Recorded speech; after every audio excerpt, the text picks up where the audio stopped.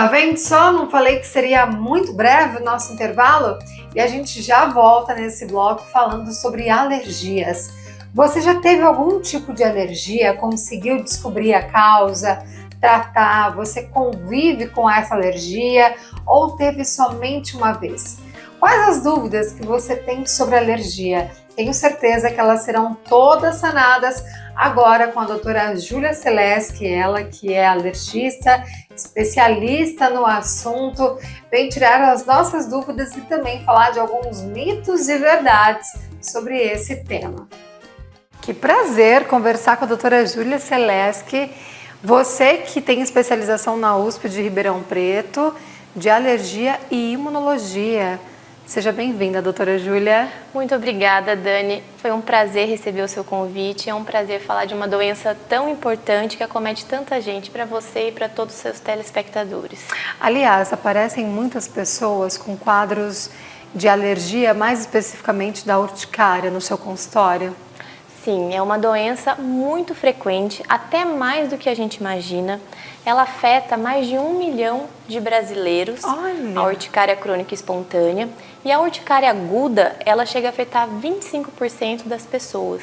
1 a cada 10 pessoas vai ter um quadro de urticária na vida. Então, quem ainda não teve, conhece alguém que já teve. Eu já tive. Já teve? Eu nunca tive, mas por isso é importante a gente entender e falar sobre o tema. Com certeza. Quais são os tipos, doutora Júlia? Então, a urticária, ela pode ser definida em relação à duração, em aguda e crônica. A aguda é aquela que dura menos que 6 semanas e logo desaparece. E a crônica é aquela que dura mais que 6 semanas. A aguda, ela tem diversas causas e varia entre causas mais específicas para criança e para adulto. Na criança, a causa mais comum de urticária é a infecção, seguida de picada de insetos, alimentos e medicamentos.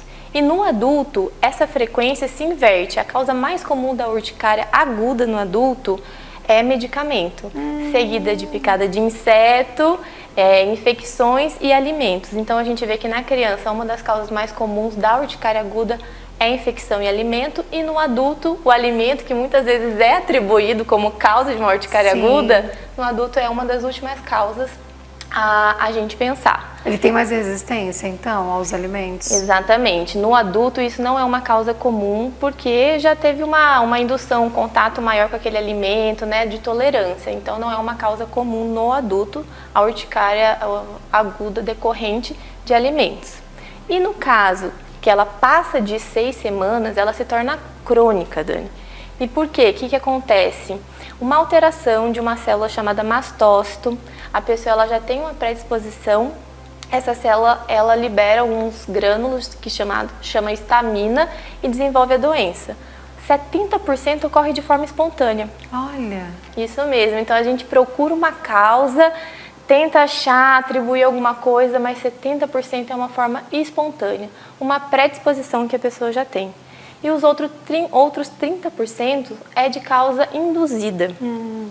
E você sabe quais podem ser essas causas? Você Quais faz ideia são, de alguma possível causa de urticária induzida crônica?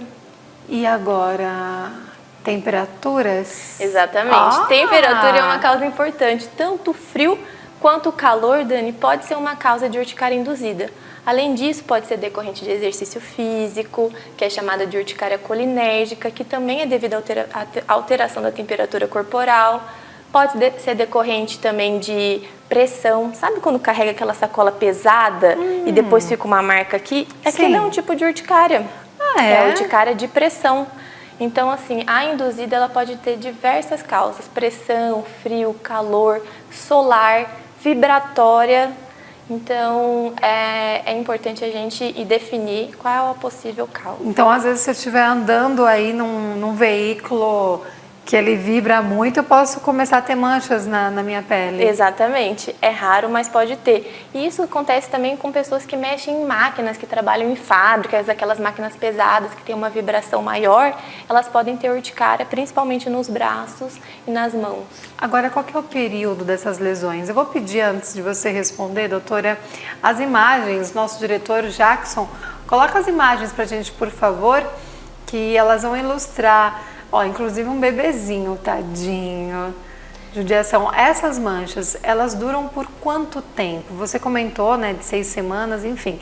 Mas as manchas, elas ficam desse jeito? Então, por isso é período? muito importante a gente definir, porque a caracterização da lesão de urticária, ela é uma lesão que dura 24 horas e desaparece, e surge em outras regiões. Então, se a lesão ela é fixa na mesma região por mais de 24 horas, provavelmente ela não é caracterizada como uma urticária. É uma lesão fugaz. Não quer dizer que em 24 horas ela não vai ter mais nenhuma lesão, mas naquele mesmo local específico, ela não está mais depois de 24 horas. Ela aparece em outro local, até a gente realizar o tratamento correto para que possa ter uma resolução dessa urticária. Doutora Júlia, o não tratamento dessas lesões, né, aquelas pessoas que daqui a pouco some, isso pode agravar a situação da urticária? Depende da causa. Então, se for uma urticária aguda, que a gente falou que as causas podem ser medicamento ou alimento, ela pode combinar com outros sintomas associados. Então, pode ter sintomas respiratórios, pode ter o angedema associado, que está em 50% dos casos associado a um inchaço mais profundo da pele, que pode ser nos olhos, na boca, na mão ou em qualquer outra região do corpo. Daí a gente tem que ter uma preocupação um pouquinho maior, porque ela pode evoluir para um quadro mais grave.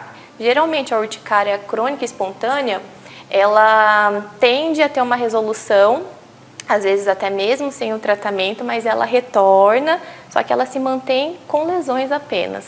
E no máximo das vezes algum edema, algum inchaço localizado, mas sem outras reações mais graves que as induzidas. Doutora Júlia, é contagiosa a urticária?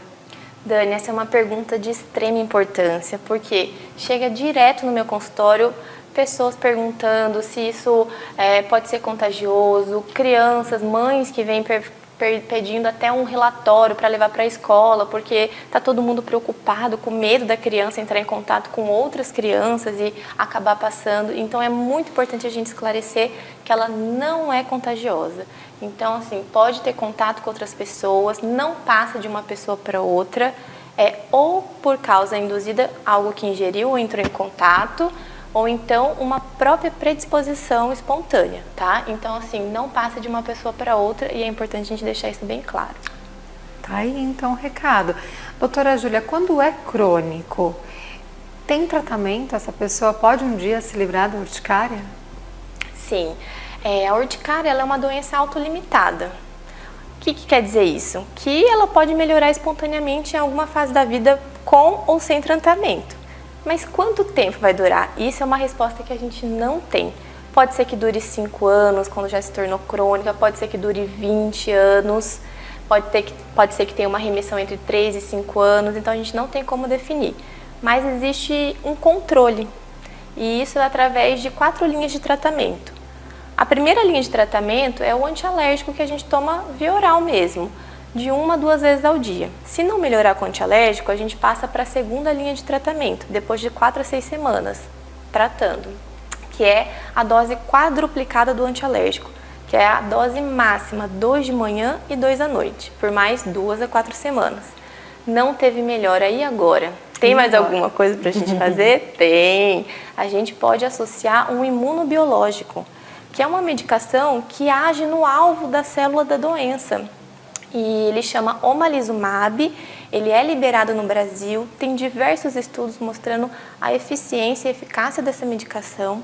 Ela é uma medicação injetável, mas é subcutâneo, então não dói, é utilizada 1 vez ao mês e ela ajuda muito no controle da doença.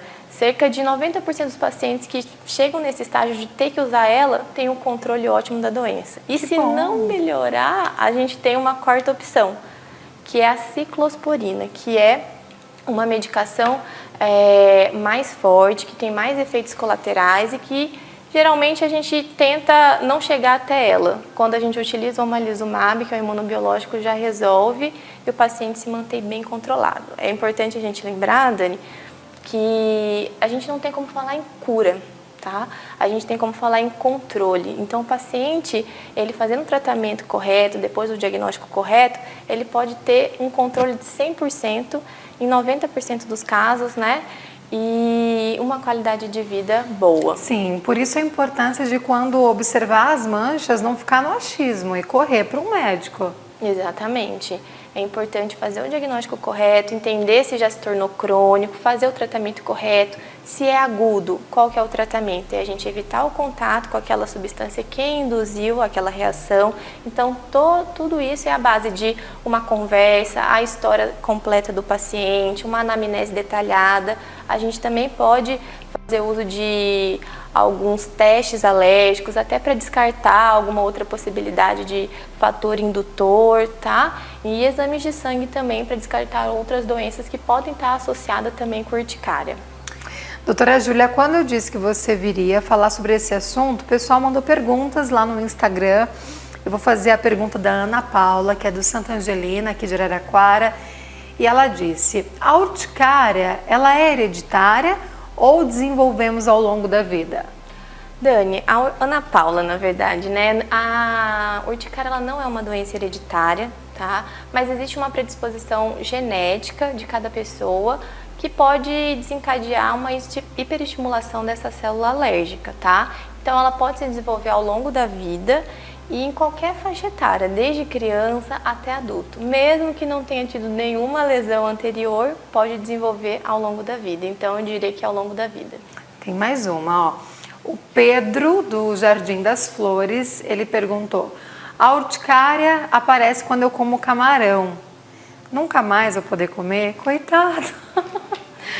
Essa foi uma pergunta muito bacana também, bastante importante, porque a urticária decorrente da ingestão do camarão, ela é bem grave e a gente tem que ficar bem alerta.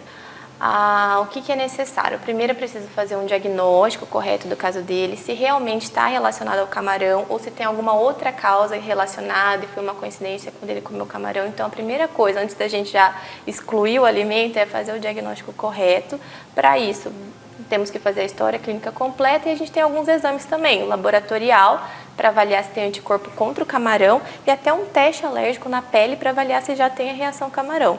Dado o diagnóstico positivo mesmo de alergia ao camarão, infelizmente, o tratamento é a exclusão do alimento. Apesar de ser muito gostoso, não é um alimento essencial na nossa sobrevivência, na nossa vida. Então, o tratamento seria a exclusão do camarão. E uma questão importante também, Dani, para deixar aqui como um alerta, mas eu tenho poucas lesões quando eu como, então não tem problema não, porque as reações elas são imprevisíveis. Pode ser que venha um pouquinho só de urticária, mas pode ser que um dia venha em grande quantidade. E tomar um antialérgico antes de comer o alimento não previne que ele tenha urticária. E em relação à reação alimentar, a gente tem que sempre levantar um sinal de alerta maior, porque a reação pode começar com a urticária e evoluir para um quadro respiratório mais grave. Perfeito. Quando eu tive, eu não tenho nenhuma foto, já tenho uns 15 anos aproximadamente. Deu desde assim do rosto inteiro até o pé, foi o corpo inteiro. Olha só, mas graças a Deus, rapidinho eu fiquei boa e nunca mais tive. Sim, exatamente. Que assim seja. Que assim seja. Eu conversei aqui com a doutora Júlia, ela que é especialista em alergias e também imunologia. Muito obrigada mais uma vez. Eu que agradeço, Dani. Doutora Júlia, muito obrigada pela sua participação. Ela, como eu disse, que veio diretamente de Ribeirão Preto. Um beijo para toda a cidade de Ribeirão Preto, onde nosso sinal chega perfeitamente bem. Tenho pessoas muito queridas, né? Eu que morei um ano em Ribeirão, fiz amizades especiais. Meu beijo. Se tiver alguém de Ribeirão Preto, me mande uma mensagem lá no Instagram, nos marque que está aqui nos assistindo. E agora nós vamos falar sobre empreendedorismo. Ela, Rafaela Reis, a nossa repórter oficial que fez todos uns cuidados especiais, passou aí pelos cuidados do Dr. Mariottini, vai nos trazer uma matéria aqui falando passo a passo da sua cirurgia. Imagina, aquela mulher já é linda, tá mais linda ainda. Ela, junto com a Inovamac, nos traz dicas de empreendedorismo. Quando se fala em negócios, eu tenho certeza que você quer saber de lucro. Investimento baixo e retorno rápido é com a Inovamac. Hoje eu vou lhe apresentar essa bolha de proteção que vai lhe proteger contra espirros que a turbina pode fazer com grãos de açúcar durante o funcionamento. A bolha de proteção é fabricada em PET, que garante alta durabilidade, resistência a impactos e a riscos. Seu uso é indicado para os modelos de máquina de algodão doce da Inovamac da linha profissional, com cuba de 44 centímetros de diâmetro. A Inovamac já é líder na fabricação de diversos equipamentos para fabricar algodão doce e ela te traz essa bolha de proteção para deixar o seu negócio ainda melhor. Quer arrasar em público na fabricação de algodão doce? Essa bolha de proteção é a sua melhor opção. Inovamac, movidos pela inovação. Maravilha! Agora a gente vai para o intervalo e daqui a pouco a gente volta com muito mais. Você não perde por esperar, porque olha, tem Brooke Oliver com várias dicas de filmes aqui pra gente e muito mais. Não sai daí.